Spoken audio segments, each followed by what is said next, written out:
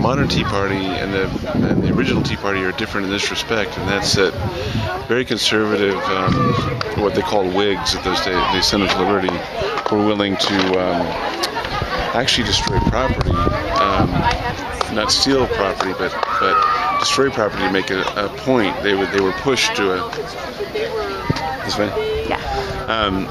They were pushed to a breaking point, and they basically said there is a line in the sand, and you will not cross it, and you will not take our franchise, our vote away from us. If you're going to take from our wallets, take from our purse in those days, you're going to feel the pain of resistance. And I think that conservatives and people who value their business, value their family, have got to begin righteously defying authority, just saying, I won't pay it, I will not follow your regulations, I won't give up my kids, and they got to fight back.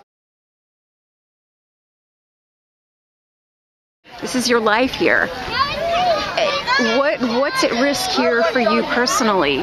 Because of Obamacare, because of... Well, a lot of folks, they look at the estate tax and they think it's a way to sock that, wealthy guy down the street. And the reality is that estate tax affects little small businesses like ours. I mean, we employ all of our kids. We don't, we're not like a $20 million a year revenue kind of place. We do a few million, and that employs 80 or 90 people. And if the estate tax goes through as it's currently planned, it's very likely we won't be able to retain the farm. We'll have to fire either our workers or sell to a bigger corporation. And if you really think the estate tax helps small business or this little guy, it destroys the little guy and helps it helps build up huge corporations, because they gobble up these poor little families who now have to come up with 40 or 50% of their estate in order to get anything out of what they've done with their lives. And so I think that the urge to turn to your neighbor and say, subsidize my life, give me entitlements, fund my unfunded federal pension, or pay for my food stamps, by destroying every business in America is short-sighted, because you won't have jobs at the end of it.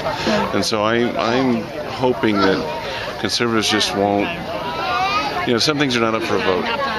Our lives are not up for a vote, our children are not up for a vote, and our liberties are not up for a vote. So I think that it's time to fight.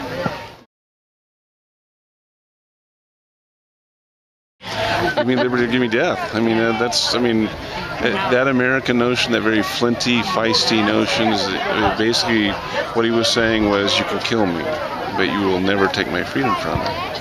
And if more people said that to an EPA bureaucrat, and if more people said, look, the Forest Service, keeping Tombstone from restoring its water, said, look, we're going to go in there with the bulldozers, we're going to get our water back, and we don't care how many spotted owls we kill, because people are more important than animals. And so I think that people have got to begin fighting, and fighting in creative ways.